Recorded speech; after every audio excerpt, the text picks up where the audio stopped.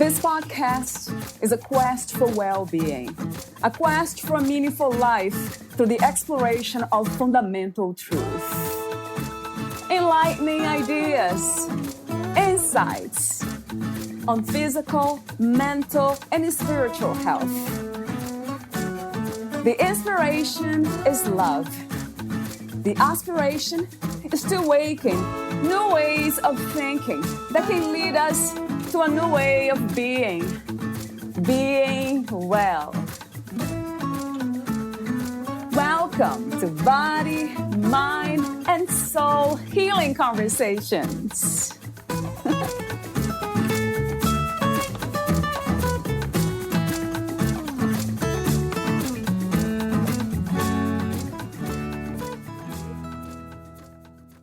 We love Mother Earth and all of her inhabitants, and we show it through kindness and environmental responsibility.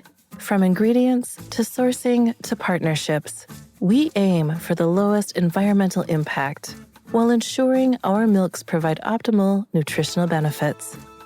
PlantBaby's founders, Lauren and Alex Abelin. Valeria interviews Lauren Abelin. She has dedicated her life to researching and developing human-centered solutions to problems impacting mental and physical well-being. Previously, she worked in the nonprofit sector as an emotional learning specialist, implementing programs in school districts, which helped thousands of children develop stress management skills. Her 10-plus years of experience in the field and her own healing journey managing a chronic illness have inspired her to address the issue of toxicity in our food and the state of children's health.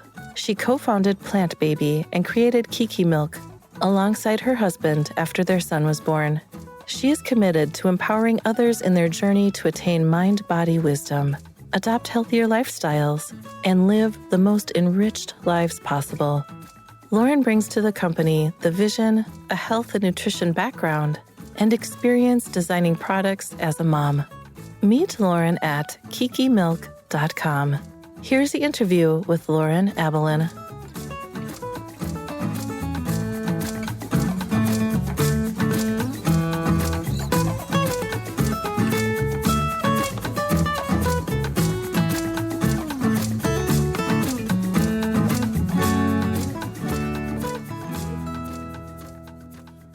In your own words, who is Lauren Abelin? That's such a beautiful question. Who is Lauren Abelin? Well, I am a mother, and I am probably most attached to that experience in my physical form right now. And it's a beautiful role that I'm playing in this moment. That is my greatest teacher. I'm also, a daughter and a friend and a sister to, my dearest friends and all of those things. But I would also describe myself as a seeker. I've always felt very spiritually inclined and have always sought to have a deeper understanding of the meaning behind everything and wanting to really feel the soul of an individual and to be of service, before I even had words to put around all of that, which I've learned through, many, many years of seeking and learning and being a student of yoga and, other practices. But that's what comes to mind first, is actually a seeker and also presently very much a mother, which is a whole beautiful spiritual journey in and of itself. Yeah, I love the way you described the experience of being a mother and the experience of life itself, and then how you brought the topic of spirituality into it. And when you say seeker, what are you seeking? Do you have a vision, any idea of what that is? Would you say a seeker of truth? It's such an incredible topic to talk about. And whenever I have spoken about it, words really can't do it justice, but I also think it's so important to talk about it and try to give, language around it. Yeah. I think that I have a really, a beautiful and a clear experience of what my childhood felt like. Before I think, so many impressions get laid upon us, and how it is to naturally be inclined towards love and extremely present and absorbed in play. And I think that as we age and the ego becomes, more solidified, and we take on different roles and we start to believe certain things and really identify with those concepts, a lot of that natural innocence is lost. And I think that the seeking that adults do is to ultimately just get back to that place when we were, True. 2 and 3 and 4 years old. And, it's beauty. As we age, the intellect develops, right? And that's important. And our memories are beautiful because we learn from our experiences. And so all of that's necessary. But along with that does come a certain separation from that enlightened place where children just naturally live. I feel like we're so connected to source, or whatever you want to call it, when we come into this physical realm. And so that seeking, for me at least, is to understand what I can do, practices that I can do, and what I can learn, what wisdom I can absorb, ancient teachings, current understandings, so that I can experience this world from the place of the innocence of a child, but while still maintaining the intellect and the memory and the understanding of an adult. And I think that in one word, that would mean enlightenment or transcendence. But I think that that those words get thrown around a lot. And I think that ultimately there's such simplicity, and it truly is our innate essence. And we just kind of get a little bit layered as we grow. And I do think that every soul's journey is to end up at that realization point, however long it takes to get there. But for me, that's what the seeking is about. And then I think more on a tangible level in this lifetime, seeking to understand what my innate gifts are and talents, so that I can be of service, so that I can enjoy this gift of life, to have the opportunity of, a body and a mind to be of some help to the world. I think that's really where happiness is. So thanks for asking that question. I know that you are the co-founder of a company called PlantBaby, and the product Kiki Milk, which puts a smile on my face again. It's kind of amazing. Yeah, I love that even more, that you are a entrepreneur. You have this gift to change lives, which I don't see just you doing that on a physical plane. I can see that is the expansion, actually, of the spiritual realm just expressing itself in the physical realm. Mm-hmm. And I absolutely love that. Talk to me for a moment about the inspiration to create the company PlantBaby and also the milk, Kiki Milk. Absolutely. So PlantBaby is the umbrella company, as you said, and our launch product is Kiki Milk. And PlantBaby is a future-forward nutrition movement where we create products primarily for children, but they can be enjoyed by all ages. And so we started with Kiki Milk, which is a clean label, plant-based milk for kids specifically. But like I said, it's made for everyone. We just made sure that we put in the most nutrient-dense organic ingredients that come from plants, and we left out all of the stuff that is unnecessary that we often find in packaged foods that doesn't really have health benefits and maybe could be, a little bit less than healthy. So we made sure that it was truly clean label, no greenwashing, and just so nutrient dense, because when I became a mom, I was so aware of everything that I was giving my son. if it was beneficial or detrimental.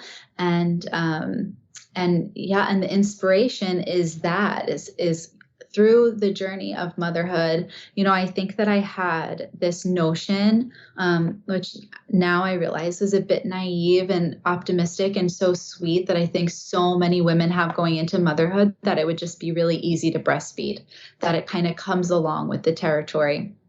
But so many women have such hardship.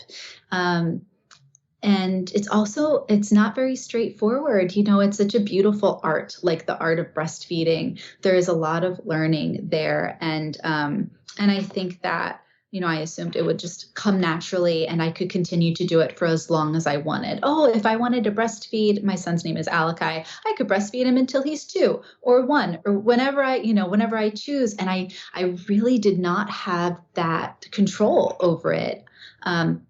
I had an oversupply at first, and I was producing like so much milk in the beginning that it caused a lot of indigestion for him. And it was a really hard experience for him to nurse. And there was a lot of crying and upset stomach. And then my milk went into an undersupply. And during that time as well, I was working with my diet because Alakai had such terrible colic, and he was having trouble sleeping. And so the pediatrician said, the number one piece of advice that he gave to me was, Lauren, you need to take all dairy and soy out of your diet. Let's see if maybe that's what's transferring into the breast milk and causing Alakai to have such an upset stomach. And I said, okay, no problem. I was pretty much dairy free anyway. And I didn't really have soy. So I just made sure to completely remove it. And it did help Alakai. So, I breastfed as long as I could. And towards the end of the journey, it was great. And he handled my milk really well. But then around 8 or 9 months, my milk supply just dropped so drastically that I needed to look for a backup plan, my plan B, which was to look for an infant formula. And I think that for a lot of women, for a lot of parents, feels like a 4-letter word or something bad, even though there's more than 4 letters in it. It feels like it's so loaded, there's a lot wrapped up in that experience of feeling like I'm failing. I can't provide the milk for my child. And, it's liquid gold, the breast milk. And there are, don't get me wrong, so many health benefits to breastfeeding. And it is so wonderful if you're able to do it. But for whatever reason, if you can't or you choose not to, I believe that we should have access to extremely high quality, very fresh, wonderful infant formula. And I was looking for it when I had that moment of honestly, like defeat and terror because my child's not 8, 9 months old and I couldn't feed him. And when I looked at what was on the market, right, the US market for infant formula, I had to look for something that had no soy in it and no dairy, because those were the 2 restrictions that the doctor told me to take out of my own diet, which did ultimately help Alakai. And so when I looked for that backup plan for the thing that I needed to feed my child to sustain his life, the only thing on the US market is either soy infant formula or dairy infant formula. And so my husband and I looked at each other like, I can't believe that there's nothing for us to feed our son. There's no plant-based option on the US market. So my husband and I were faced with this challenge of not being able to feed our son anything that was on the US market for infant formula. It was this aha moment of we can't believe that there's no plant-based option. Then curiosity, why is there no plant-based option in the US market? And then what are we going to do about it? Problem solving, troubleshooting it, because it's not something that we could just hand over to somebody else. It wasn't something our pediatrician could solve for us. They had recommendations to maybe look abroad, look at a goat milk formula that can be more easily digested than cow's milk formula. Goat milk formula is not allowed technically in the US. It is there's no US based company that's allowed to sell it through FDA regulations, but you can import it through the UK or Australia or another country. But that is often more easily digested. But I didn't really want to give him dairy because I knew that he truly did have an intolerance. I grew up lactose intolerant. I couldn't eat ice cream or smell it. I had to take those little chalky white pills until I was 12. And so I wanted to stay away from that. And I saw that there were one or two companies abroad that had a plant-based infant formula, but one was almond-based. And, just through my own work with nutritionists and studying Ayurveda, I just really didn't want to give him a nut-based infant formula every single day. I think that can be a little hard on the gut unless the nuts are sprouted or soaked. I also couldn't get that 2 years ago. I don't think that it was available for me to even purchase and ship here. I think that it is now, that one company, but it was a struggle. And fortunately, we live on a beautiful island in Hawaii, Kauai, and we were able to work with our local pediatrician and naturopath and kind of develop something specific for Alakai using raw local ingredients. And he was starting to eat a little bit of solids. Like, remember, he wasn't 1 month old. He was close to 9 months old, and you're a little bit safer if you really couldn't get a hold of something, like for the babies who were suffering during this last formula shortage. I saw a lot of people recommending don't make formula at home, and I totally understand that. But in our circumstance, we were working with a pediatrician and a nutritionist and a naturopath, and he was 9 months old. So you really have to consider your own, the place that you're in personally, if you're ever faced with this challenge.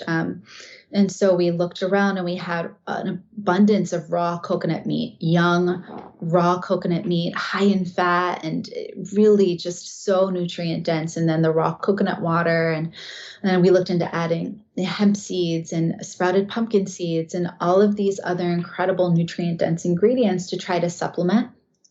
And we were able to, but honestly, it was so much work, Valeria. I can imagine the amount of time, preparing that. And when you're a new mom, man, the learning curve is real. Like, you are just faced with every day, like these small, but it feels like insurmountable challenges to quickly learn while you have like a life kind of depending on it all day, every day.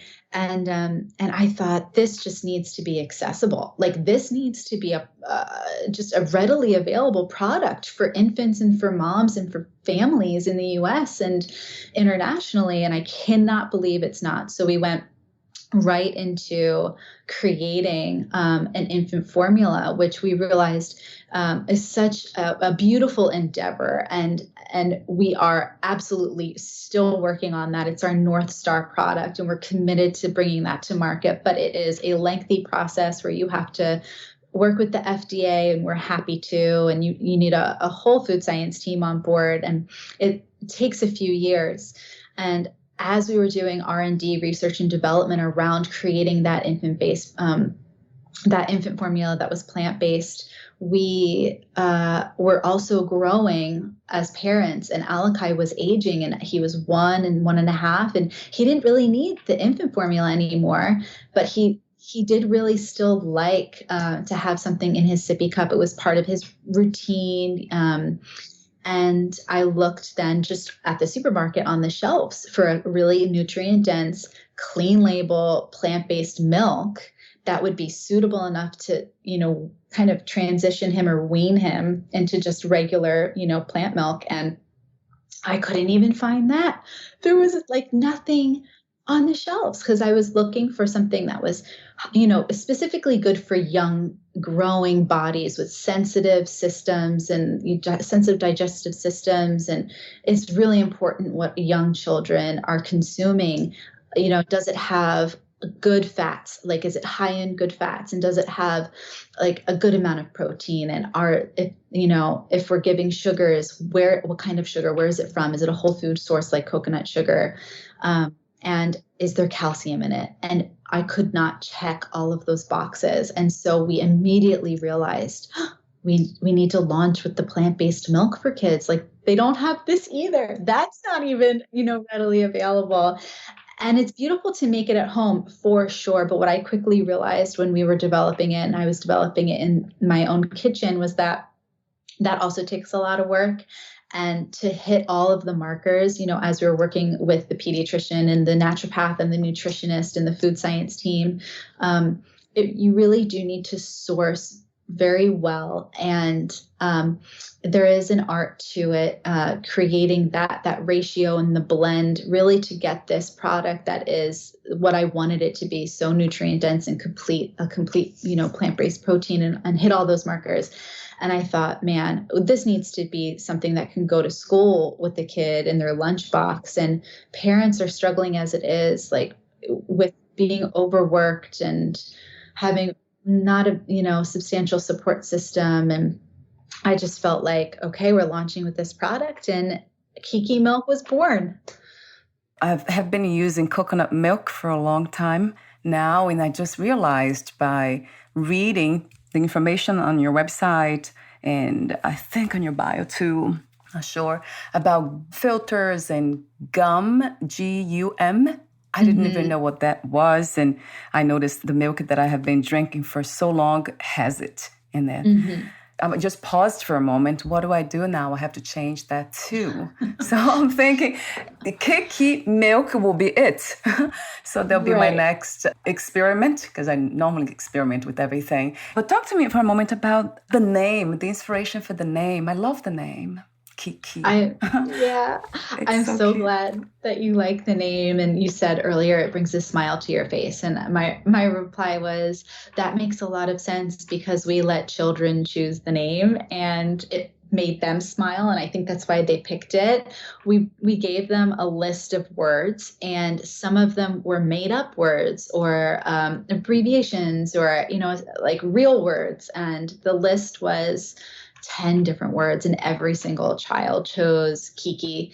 And they lit up when they said it, and it became like a chant. And we actually have a team member on the PlantBaby who's named Kiki. And I was like, what a great coincidence. I think this is the name. So yeah, I love including kids in the process of actually building this company and taste testing and giving us feedback, because what lights them up is really, and is what is best for them, is my biggest concern and my primary intention. So I'm glad that you like the name too. Yeah, it's interesting how it's almost like this energetic resonance.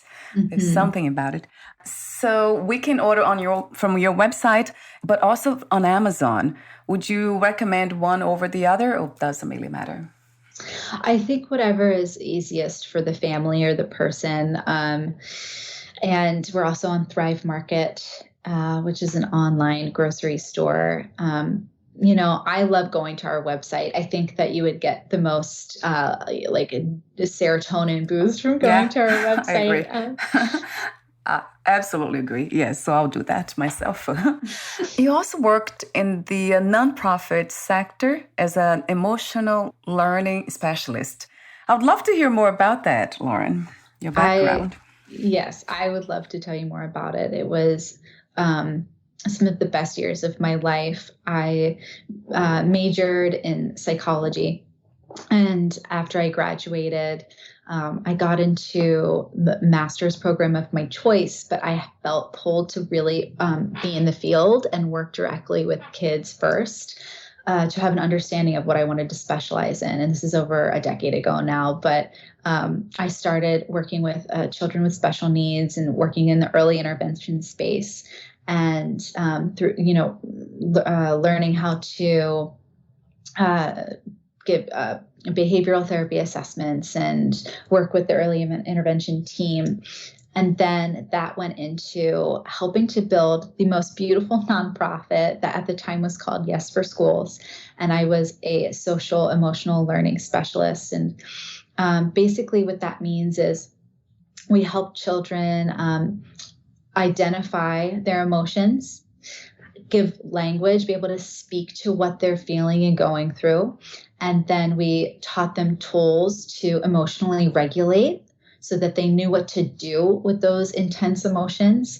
And then we taught them how to relate to one another in a healthy way. So communication skills, and that's where like the social aspect comes in. It's really fundamental building blocks of like knowing how to be a human. But unfortunately, for some reason, it is not taught in school. And I don't think many parents are really trained in the field of social emotional learning because they themselves weren't taught it at school, and their parents and so forth and so on. But it was some of the most beautiful work. And we went into public schools, private schools, charter schools across the country, and we taught this curriculum. And I got to work with thousands of students. I taught thousands of students, thousands of teachers. I helped write the social emotional learning curriculum, which is now more commonly called SEL. And I see that you're in Long Beach in New York. Is that Long Island?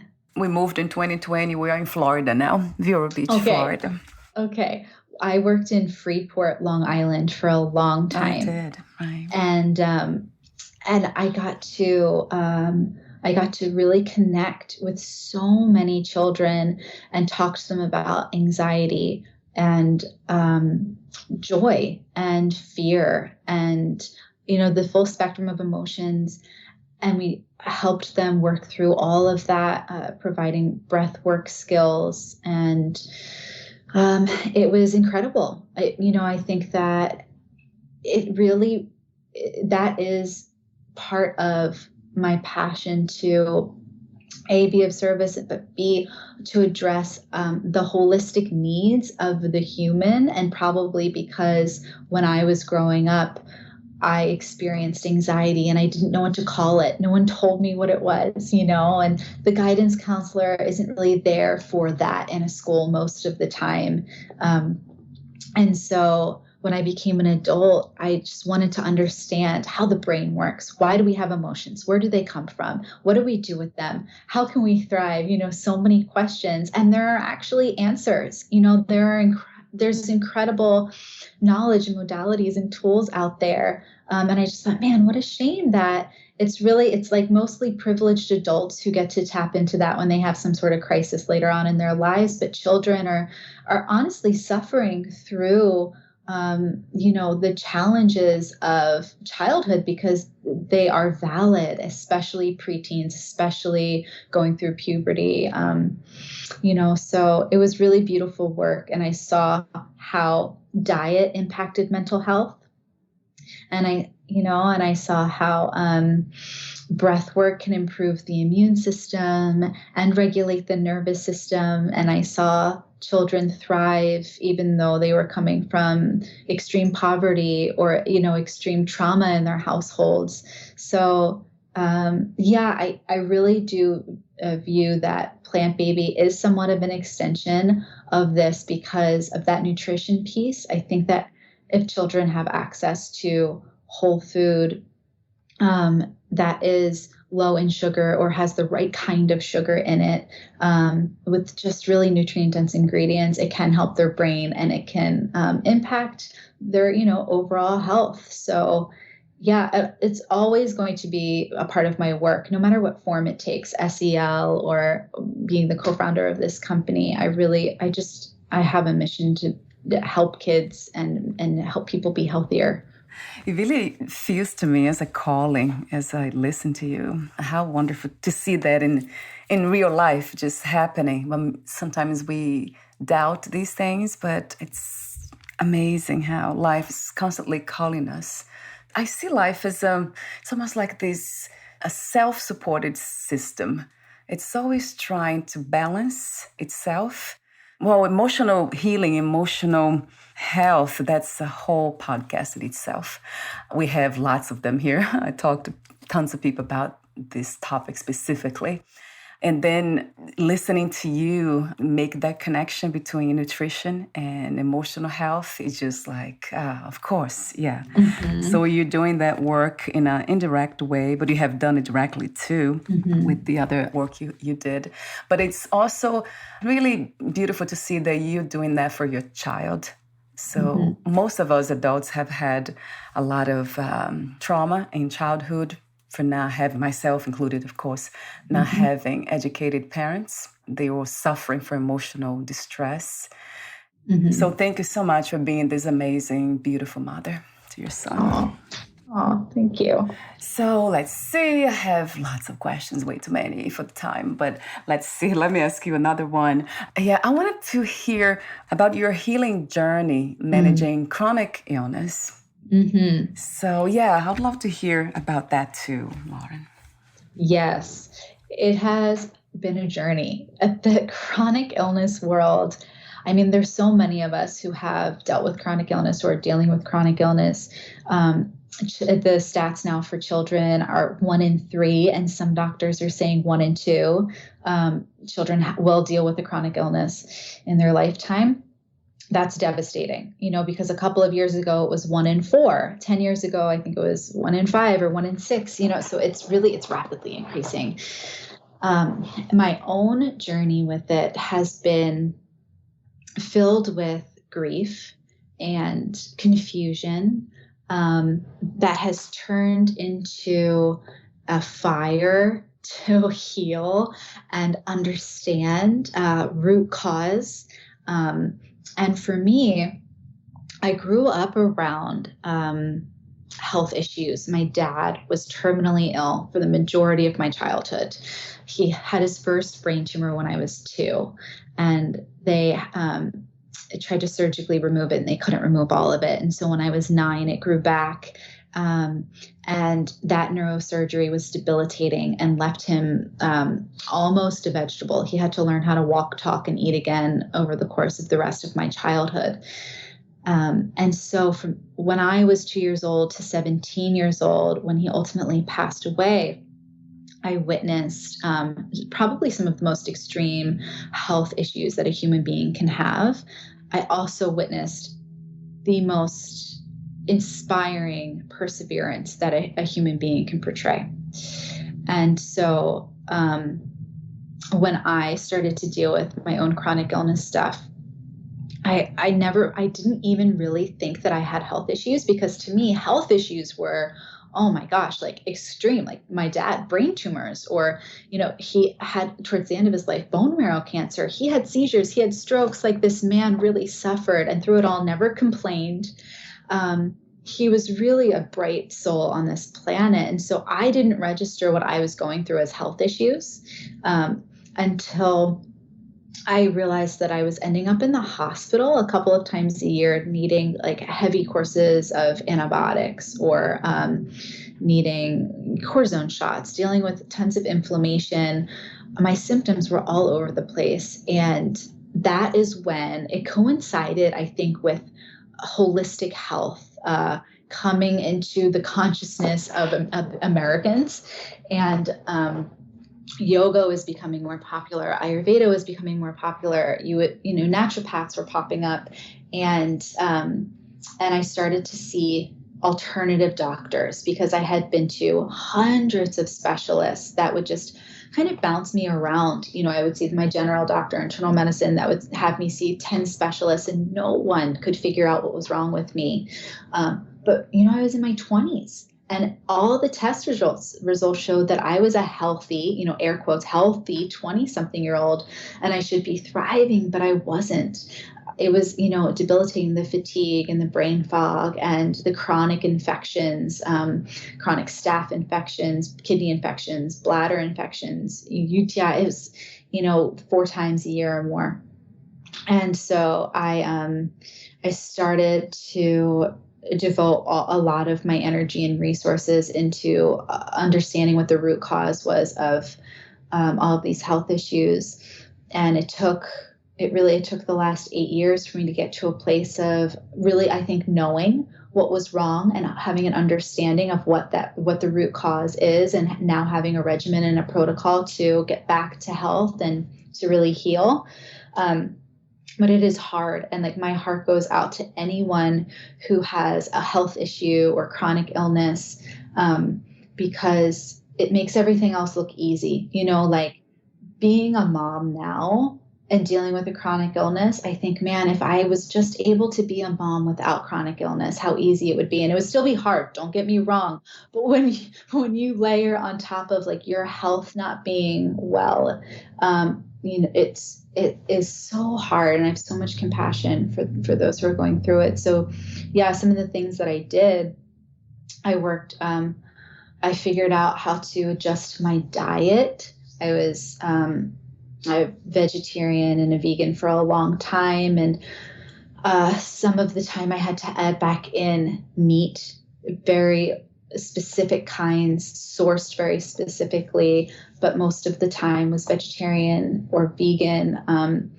And it was really about taking out low quality grains, low quality processed food, not having seed oils in my diet, that have high, inflammatory omega-6, that if you eat it every day is really not beneficial. And that's like the sunflower oil, the safflower oil that you will find in 99% of packaged food. Even the clean label organic stuff, if you turn it around, you'll see sunflower oil or safflower oil. And not everyone has to do the same thing. I think that it is so important. I think a lot of us really want to get answers through Instagram, or they want to get answers through, like a blog or a podcast or something. But you really, if you are struggling with chronic illness, you have to decide that it is your number one priority, and that it will take time and money, unfortunately. And that there are doctors, that there are doctors, functional medicine doctors, integrative medicine doctors, Chinese medicine doctors, or maybe your own incredible, allopathic Western medicine doctor is thinking outside the box and really appreciating these other ways of medicine that did provide healing, at least for me, where allopathic medicine had failed me for a decade over and over again. So it's been a journey, like I said. I love what you say about it takes effort of all kinds, right? There's dedication, commitment, funds to be healthy. And I often ask the question here to some people, not everyone, about what is to be healthy really? Because I remember asking that question to myself a long time ago. That's when this whole kind of new life change happened for me. Like, what is to be healthy? I used to eat very healthy. I used to look really great, be in shape, and look very healthy. But I was not really happy with myself. Mm-hmm. How can we describe that space of being healthy? What does it look like, really? It's a constant kind of this dynamic, ongoing journey, or at some point do we really get there? I wonder. Mm-hmm. That's a great question. I think that there are different forms of health. There's mental health, there's physical health, there's spiritual health. And I think that at any given time, one may be flourishing, thriving, and maybe the other two aren't, or, whatever that looks like. I think when all three are supported and thriving, that to me is, a healthy space. And I do think that health is a spectrum. I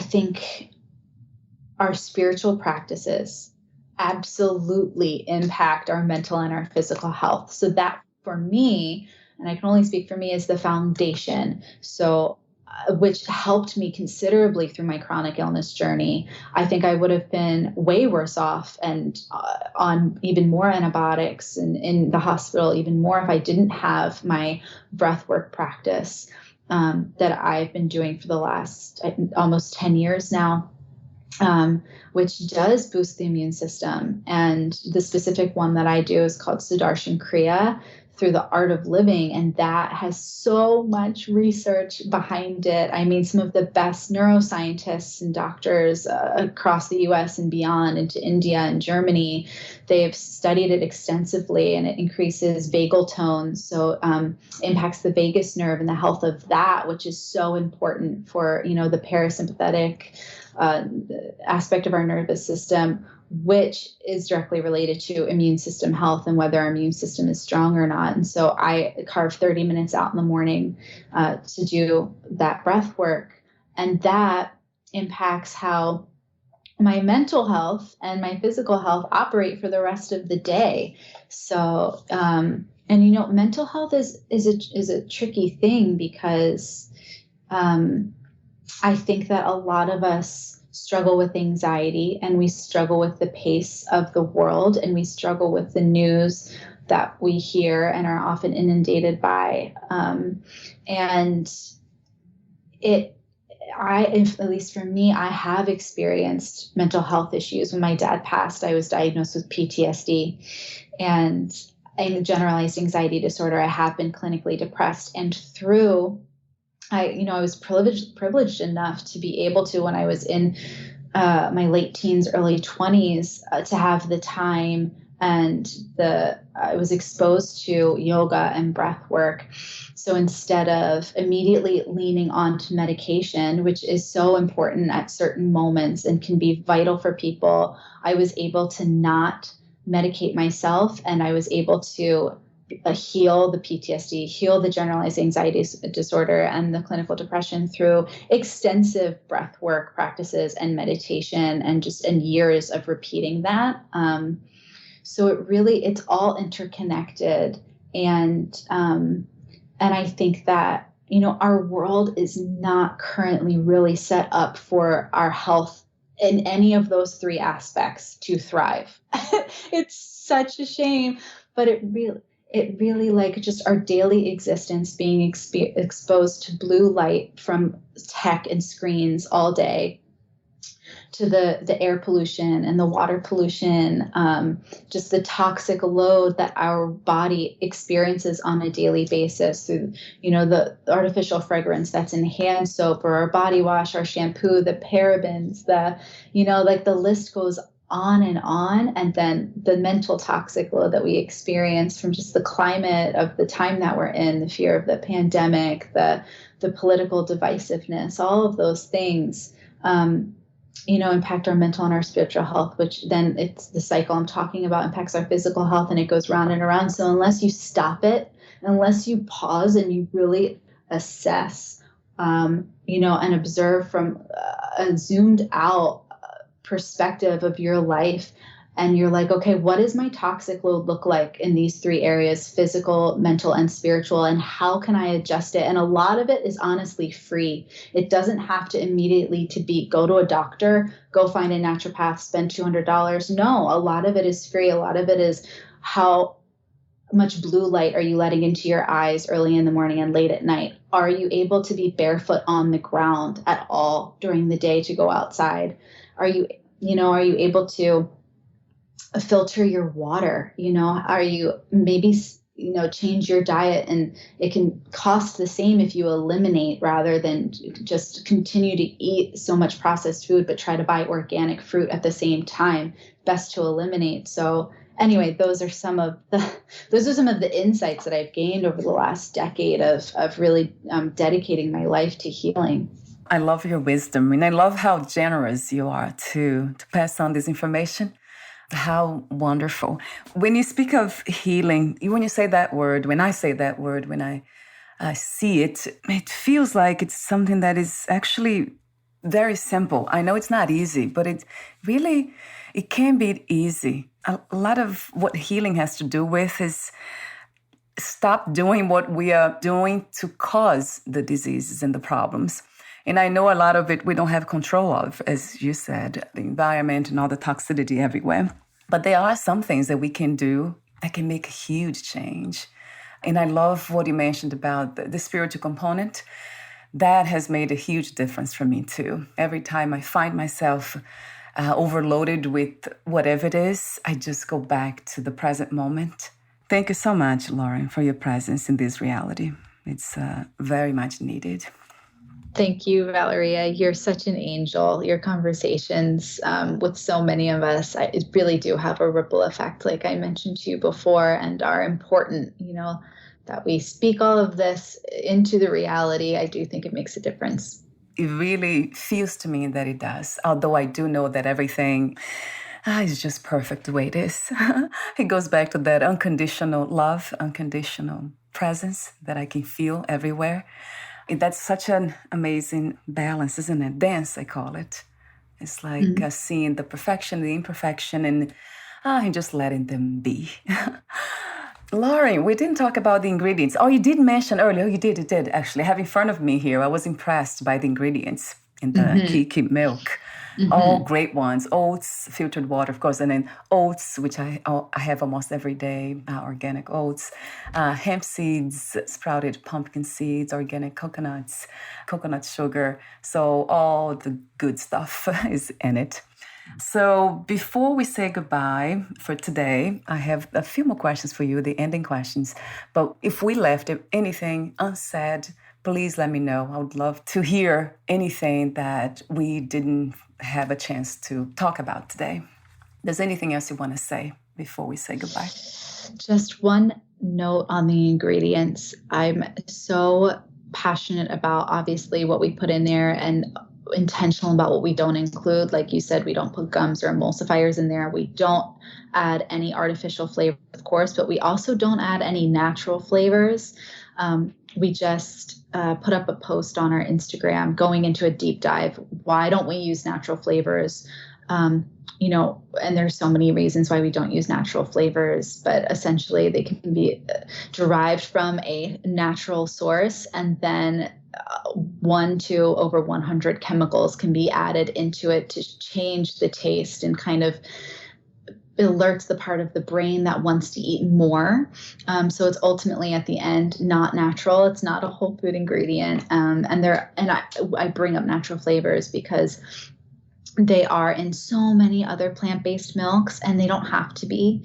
I think that we should just get back to being, simple, back to basics. If you have an abundance of whole food ingredients, like if you have an oat milk and our oats are glyphosate free, we third-party lab test all of our ingredients to make sure there's no glyphosate, which is essentially it's weed killer.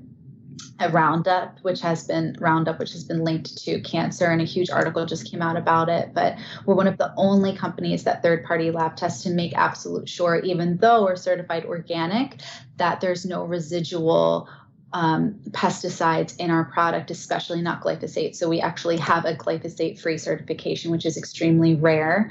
But if you have an oat milk, if you're buying oat milk and that producer, if that company put a substantial amount of oats in there, if they put real whole food oats in there, they wouldn't need to put natural flavors in there, really, and they wouldn't need to put emulsifiers in there, because there would be enough food in the milk that it would taste good. But I've seen, through the behind the scenes, I've learned so much through building this company and working with food scientists and making this product in my kitchen, and honestly saying no to a lot of people, a lot of the experts in the field, saying, no, I'm not going to add an emulsifier. No, I'm not going to add a gum. No, they have been shown to cause inflammation in the gut and gastrointestinal distress. It's not necessary.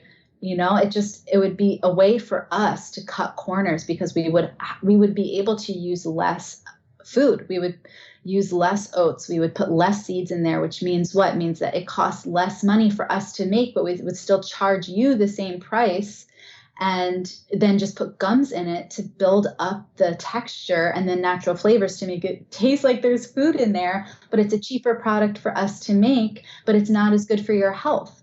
So there's a line in the sand for me. It's absolutely not. That's the antithesis of why I created this. I want there to be as much food in this product as possible. And hey, it turns out when you have really high quality, nutrient dense ingredients, your product ends up tasting really good. And it has a lot of texture in it. You don't need gums. You don't need emulsifiers. You don't need natural flavors, and we go beyond that and we boost it with superfoods like amla, Indian gooseberry, high in vitamin C, banana, aquaman, which is seaweed, which gives you calcium. And our chocolate milk, we put in spinach and blueberries because why not? It's what I would do for my own child when I'm making chocolate milk. Can I hide blueberry powder in there? Yes, I can. So I'm going to put it in Kiki Milk so all of your kids get the additional boost. Oh my God. I love everything about it. I can't wait to try it though. Yay, yes. And it tastes so good. Let me know how you like it. I will. I love the way you have created this company, the product, everything, because it's that spiritual piece in you that is very much telling you that everything is connected. Whatever we do to ourselves, to others, we are doing to ourselves. You're very much aware of the interconnectedness of everything. Thank you so much again, Lauren. Thank you, Valeria. Thanks for having me on. This is so special. And before we say goodbye for now, where can we find more information about you and the products and future projects as well? Yep, absolutely. We have our website, which is kikimilk.com. You can always go to our Instagram, which I am the one who is often, running that and posting it. So you'll find a lot of what I'm talking about and sharing with you on this podcast on our Instagram, which is Kiki Milk Co. We're constantly innovating. So we're going to be releasing 3 new products, hopefully within the next 6 months plus. And we share a lot about overall health too, explaining, what is glyphosate and why do you need to watch out for it, talking about natural flavors, talking about emulsifiers.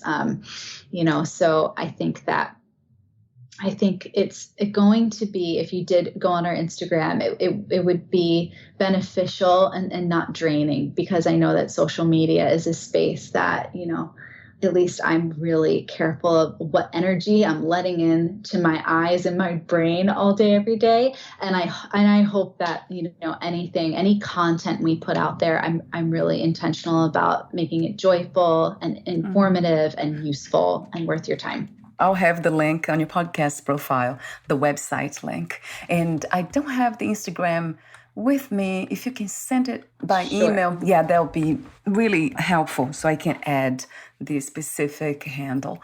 I do have a last question for you. What is another word for life, Lauren? I would say essence. I think life is everything. It's every molecule. It's what is unseen and seen that is constantly vibrating. And it is the essence of everything, the life in the wood of the table or in the plastic toy. It's when you look up at the stars, it's the life force in our body that you can't fully touch, but it's also the skin that you can touch. So it's, I guess, the essence of everything. Yes, 1 trillion times to that. The everything, the essence of everything. Yes. Thank you so much again for your presence here today, for everything that you do, for the wisdom that you share, for your generosity and everything else in between. Thank you. Right back at you. Thank you. Bye for now, Lauren. We'll talk soon. Bye, Valeria. Blessings.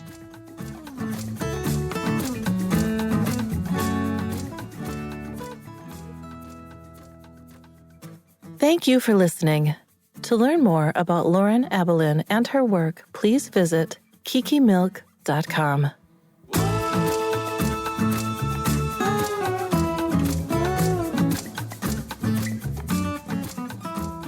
To learn more about this podcast, please visit fitforjoy.org/podcast.